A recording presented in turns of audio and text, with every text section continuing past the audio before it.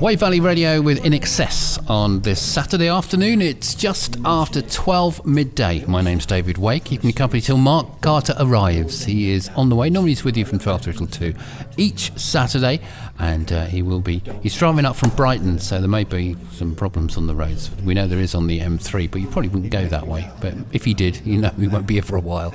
Joining us now in the studio, in our studio in the Town Hall, is someone who is very well known to many people who like the sound of oh yays. That's Stan. Hi, Stan. Oh yeah, indeed. Oh yay. And you are our town crier. How long have you been a town crier? 14 years now. 14 years. That's a long time, isn't it? Gone like nobody's business. Your regalia is amazing. It's more regaling than the town mayor's, I have to say. It's wonderful what you got. And you've got things around your neck, and you've got that little thing around, that blue thing. What's that? Is that for your scarf? Oh, pure emerald, of course. Pure emeralds. Pure emerald. And you've got a coat of arms on your sleeves too. Yeah, that's the Guild of Town Criers. Oh right. Which I belong to. Okay. And they look after our sort of standard, if you like. Yes. And we're insured through those as well. I've got you. As well. Yeah. I see. So town crying is an art. Do you have to go training for it? No, I did no training at all. As a matter of fact, the first cry I ever did was in this very room. Was it? Tell me more.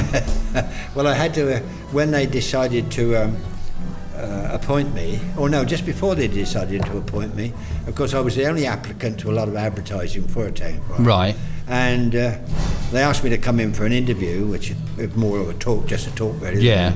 Anyway, I came in and they prepared something for me to cry. And they said, would you like to go outside? And I said, no. I said, well, in regalia, I don't mind going outside, but as an ordinary suit or whatever, doing a cry would look wrong. So Yeah. they said, we'll do it in here then. So they stood down here and I went up that end and did this cry, and they all looked at one another and smiled. So from that reason, I thought, well, I got that job.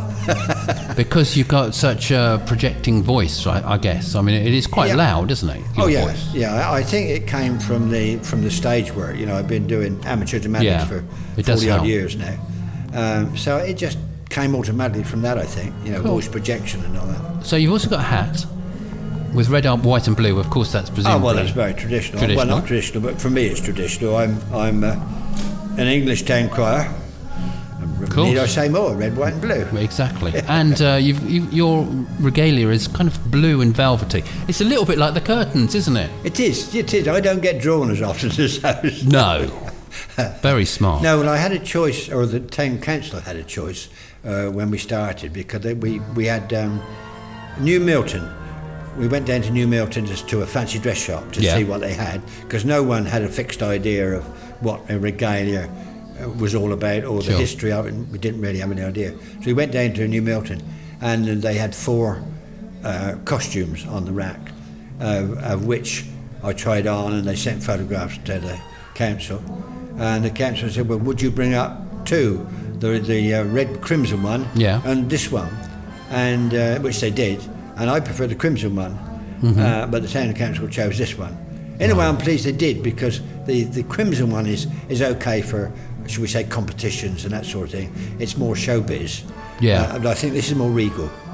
I think so too. Afterwards, when I thought about it, I was glad that the town council chose this one. Yeah, and you got red, white, and blue on that as well. Really. Yeah. Well, a lot of it is just dressing, really. You know? Yes, but I think you look very smart. Now, presumably this morning you've been out. Have you been oh-yaying this morning? Oh, indeed, I have. I've been right through the town this morning. What have you been saying? Well, I've been, of course, welcoming everyone to town and saying how marvellous it is to see so many in town, and our market square and our high street so busy with people. Oh, I know. It's a great joy to see that in our town. So can you give us a quick pre-seed version if you want to ring your bell and do that live on air? Can you do that? Are you allowed to?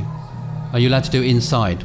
I'm allowed to, but usually I don't, because the bell is loud, resonates right round the room. Fantastic. I will try and do a low one if I can. A little bell. Right, okay. Well, we have to turn it down a little bit. Right, okay. So here, it's a genuine bell. This is no electronic stuff. This is genuine. Right, ready? I'm about to go deaf. Come on.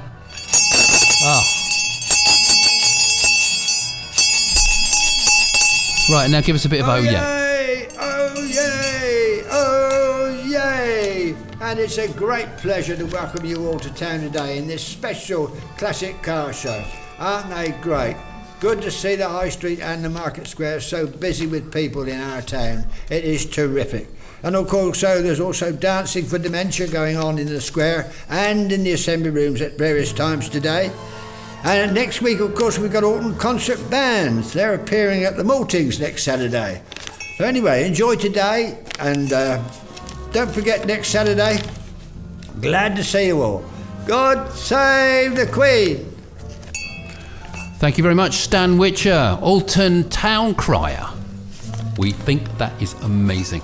We have more coming up very soon with Stan Whitcher's lovely things that he's been talking about. You'd be very good for our What's On diary, wouldn't you? I think we could get you recorded and doing lots of What's Ons. But anyway, for the moment, we have got for you a lot more, including the return of Mark Carter. He is back with you very soon.